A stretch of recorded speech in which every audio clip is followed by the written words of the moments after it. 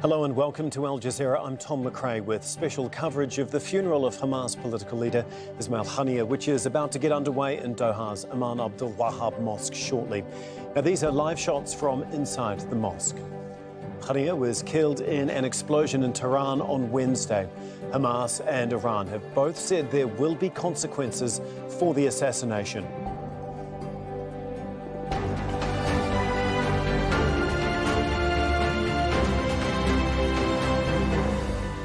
We begin with the funeral for Hamas political leader Ismail Haniyeh in Qatar. Just 2 days after his assassination, a final service and prayer is about to get underway.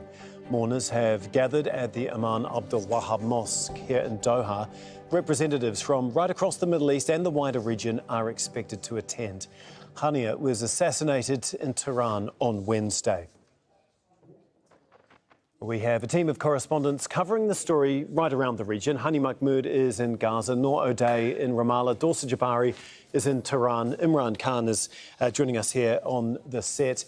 But we're going to start with Raisi Surda, who is at the Imam al-Wahhab Mosque here in Doha. Raisi, can you just talk us through exactly what is going to happen there just in the next hour or so, the process and the sequence of events as the day unfolds? Well, at the moment, the Jummah prayer is being performed in the mosque of Mohammed bin Abdul Wahhab, right behind me. This is the most historic and the largest mosque in the capital city of Qatar. And we have seen since early in the morning, thousands and thousands of people from all walks of the life have been gathering, arriving here to attend to the funeral ceremony of the political chief of Hamas, Ismail Haniyeh, who was assassinated on Wednesday in Tehran. And right after the Jummah prayer, there will be the funeral prayer of Ismail Haniyeh. And there are tight security measures all around. So majority of the media is not allowed to get in. People are being checked at the checkpoints. Their phones are being taken. They're not allowed to get into the mosque by the phones. And now many people are being stopped because the mosque is already full.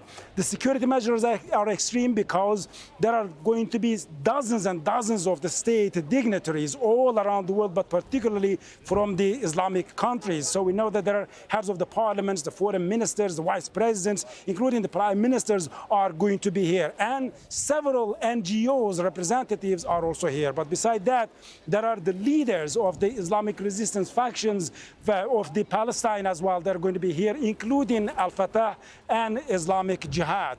And beside that, the Emir of Qatar, the Father Emir, the Prime Minister of Qatar are also at the moment present here, and then they're going to attend the funeral prayer. So Ismail Haniyeh's family also is here, and they're also paying their final respect to their father. So right after the funeral prayer, Ismail Haniyeh's body, coffin, is going to be taken from Mohammed bin Abdul Wahhab Mosque from here to the Lusail cemetery, which is a royal cemetery, and the founder of the state of Qatar, Sheikh Jassim al-Thani, is also buried there. So Ismail Haniyeh's body is going to be taken to the Lusail cemetery at the north of Doha and is going to be buried there. But the condolences are going to be received for the next 3 days by the state dignitaries, but particularly by Ismail Haniyeh's family in Doha. Raisi, how is Haniyeh being remembered and viewed as the political leader of Hamas? Well, Haniyeh has been one of the most important faces of the Palestinian resistance since a decade. So he has served as Palestinian Prime Minister in 2006 when there was a unity government.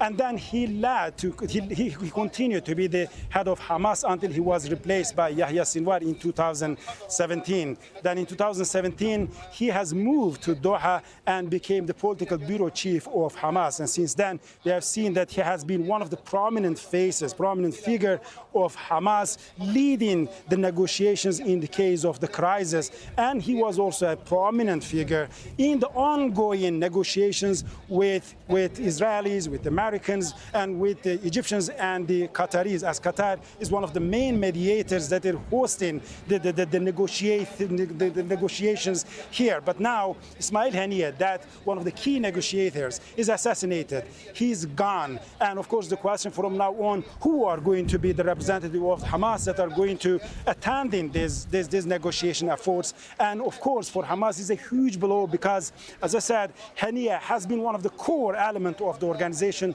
and it's going to be extremely difficult for Hamas to replace him, to find someone who is at the equal caliber of him, because he was regarded one of the most pragmatic and also one of the most moderate voice of Hamas. Okay, thank you so much for that. No doubt we will be talking to you throughout the day as events unfold there. That's Russell Surda for us.